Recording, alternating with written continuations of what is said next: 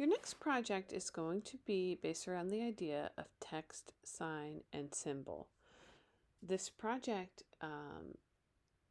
within it, you're going to have to include some kind of ideas about text. You don't necessarily have to use text, or you can think about signs or symbols within your piece. So it's kind of broad, but you're really thinking about visual communication and how that's intertwined with drawing. Graphic design is as old as civilization itself. If you think about the development of written language, graphic design is integral to it. For example, when we look at the idea of an arrow, who first used the arrow to represent direction? We follow it instinctively now, but at some point, someone had to come up with a design and it had to be explained. So, although it's very smart and obvious, it's something that sort of, somebody had to think about the way it was going to look. The same when we think about text. Calligraphy is considered an art form in China, Japan, and Islamic cultures. When we think about writing and the way and how writing and drawing are sort of intertwined in the way that we design and write the letters, it wasn't until movable type that was invented around 1450 that there became a more standardized form of letter design. And it's out of necessity, right? If you look at how the printing press was made, they had to be fit within a certain area, and letters actually had to each fit within a very specific block size. So if you're looking at the image here, this is actually a piece done by Albrecht Dürer, and from his book, A Treatise on Measurement. If you may have heard about him before, especially when you're talking about drawing. He's also the person who helped to invent sight measuring. So it's really interesting. He's one of the first people that was involved in standardized text and thinking about how those standard letters should look. And, this is basically what the invention of typography, right? That we are really thinking about the design of the letters themselves. Like I said, if you remember Albrecht Dürer from Drawing One, you probably remember him when we talked about sight measuring and some of his books that he wrote about those. Now, in your discussion post this week, I'm going to post this video on Helvetica. It's just, I actually have two posters. One is just kind of a preview, and if you want to watch the whole documentary on it, it's I think a little close to 2 hours long, so you could do it while you're working on something. It talks a lot about font and design, and you can actually kind of see, if you see the image there, it shows some of those original printing presses, and it's a really interesting documentary to really think about typography and why and how certain letters are designed certain ways and the meaning of them. And it's something that we oftentimes take for granted when we're just driving around looking at the world. There's typography everywhere. It's in the design of advertising, it's in the design of signs. It's hard to look somewhere without having typography be sort of a part of our surroundings. And the way in which you write something can say something about that word, right? It's a reason why advertisers so focus on how they're writing it. For example, this is Wendy's original design on the left here, sort of the old-fashioned hamburgers are really embracing that idea of, that old-fashioned hamburger joint. On the right is their new contemporary Wendy's version, where they're trying to show, they have healthier versions than hamburgers. So they sort of changed it up to a little bit more of a script. Now, artists oftentimes think about typography and using it with imagery to create a statement. So, when you're thinking about what you want to do for your drawing, um, you know, you're thinking about the text will actually say something, but the way in which the text is written, how it's juxtaposed to your imagery, is also going to be very important. This is a piece by Barbara Kruger. She's one of the most well-known artists to who've integrated text and imagery into one piece, and oftentimes her statements are sort of very vague, but when put up against an image, it can have very different meanings. So this is one of her more well-known pieces. Your body is a battleground. Now we think about this. This was made in 1989. But we think about this statement now, it can have multiple meanings today, right? The imagery of the, black and white up against each other can have some meaning about um, race and views in the world. It can also have meaning because it's a woman, right? That their body is a battleground. It could have some political,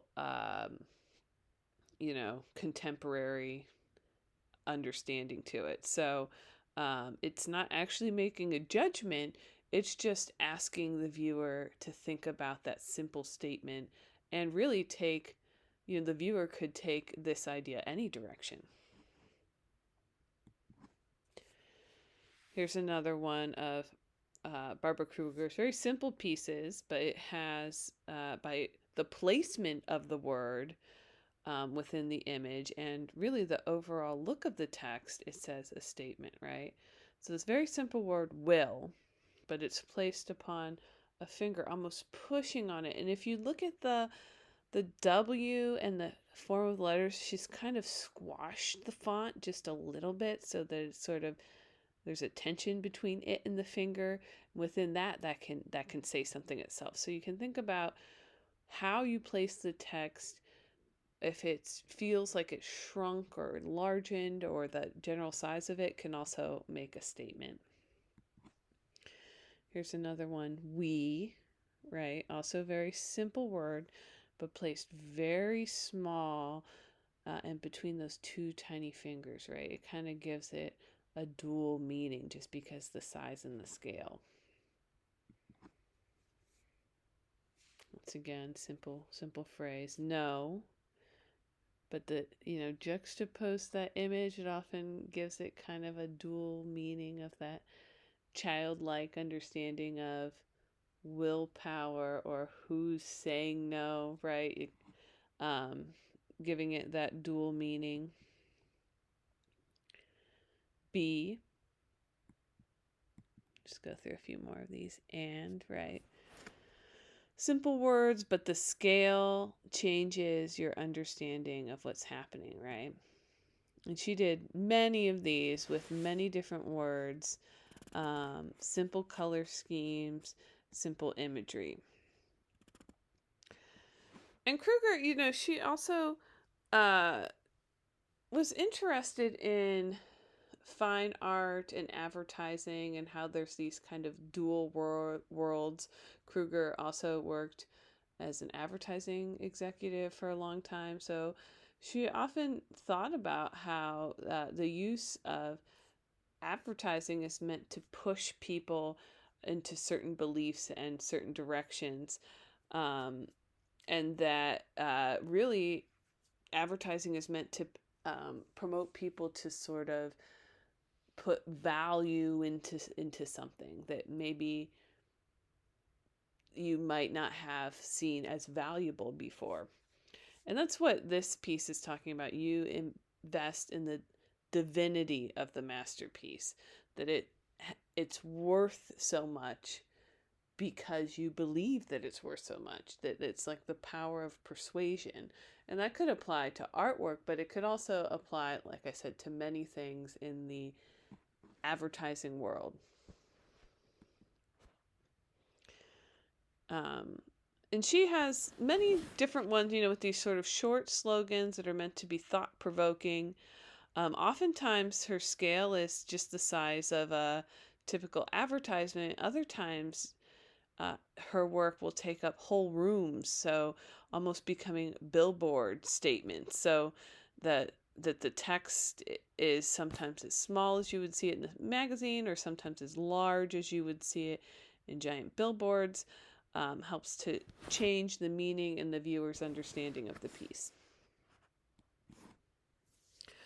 Wayne White is another artist that's interested in text and the combination of text and what's typically seen as, fine art. He oftentimes will take found work, so he'll actually find old paintings in antique shops or thrift stores, and then using the same medium, create text over top of that painting. So he actually tries to make it look like it's actually a part of the painting, like using the same color schemes, using a similar palette, and it's somewhat, making fun of the fine art world with some of his statements, as you can see here. Or, they're sort of tongue in cheek. A lot of his work is supposed to be humorous. I'm a big fan of humor in artwork, so, these don't have to be super controversial. You can take this any direction that you want. And like I said, he's a little bit anti art world, or we won't say anti art world, but anti sort of the typical capitalist art world that he has seen. And oftentimes he talks about sort of, the beauty of these pieces that took a lot of skill to paint, but are sometimes just seen as being kitsch, So he oftentimes, about what is determined valuable, a lot of his work is about.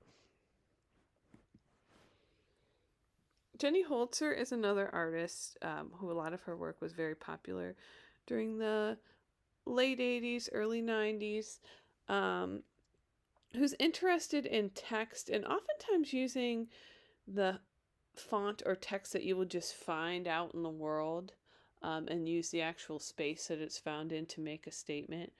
So this piece, Decadence, can be an end in itself. She would often put that statement outside of various places. For this location is in Showplace Square, San Francisco. She might put the same statement somewhere else in the country. This is actually outside of a donut shop in Washington, D.C. So those two spaces, even though it's the same statement, are going to have slightly different meanings, right, when you're looking at what's going on around you. She will also use fonts that are specific to, like I said, very specific mediums to help make her statement. For example, another common theme that she uses is sort of the font and stone that you would see in a gravestone. So she'll make statements like, if one looks down at the earth from the moon, there is virtually no distance between the Louvre and the zoo. So meant to be kind of humorous there, right? Sort of an attack on the art world, but by placing it on something that's sort of seen as a monument, it's meant to make that statement a little bit more thought-provoking and like questioning what we show as valuable. There's a couple more of Holzer's pieces.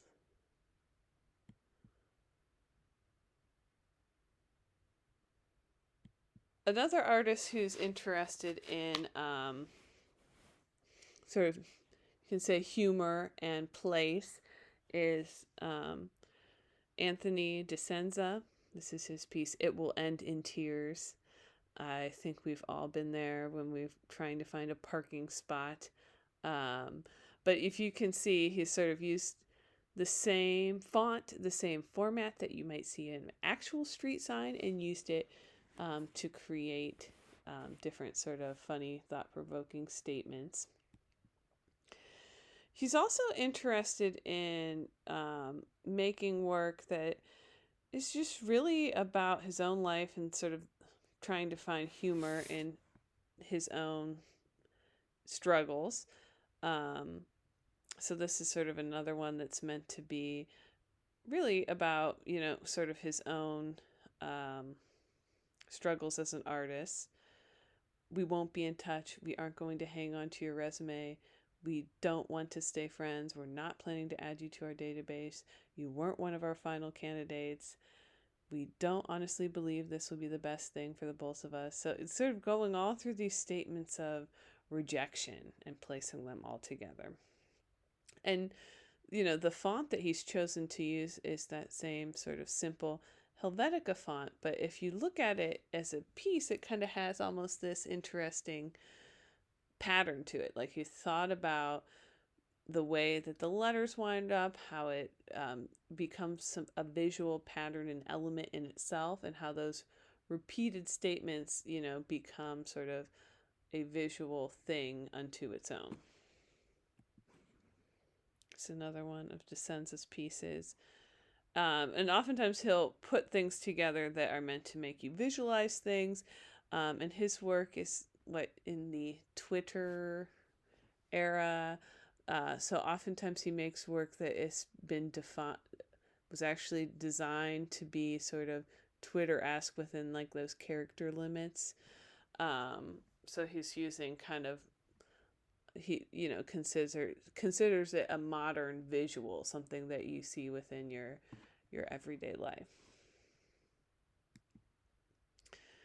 Steve Lambert is sort of interested in those visual statements, but actually sort of not in sort of the modern Twitter sense, but in a everyday street sign that you might see, but using that to make statements about the world around you. So he actually sort of carted this little street sign thing around on his truck and put different statements up in different areas around Los Angeles to try to make people think about the world around them, sort of short, quippy statements.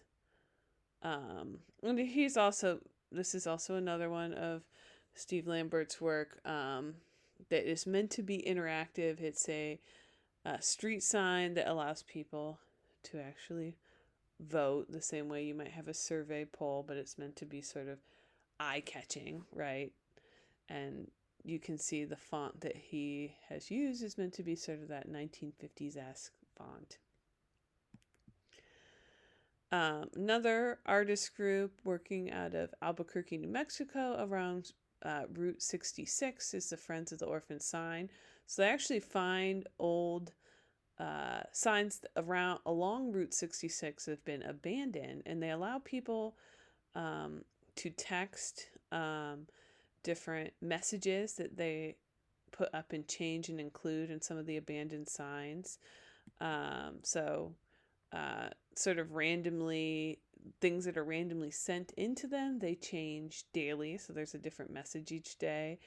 And oftentimes the statements are then made into visual imagery themselves. So they will have sort of a text element that then becomes an image that replaces the old, the old sign structure that you can kind of see there.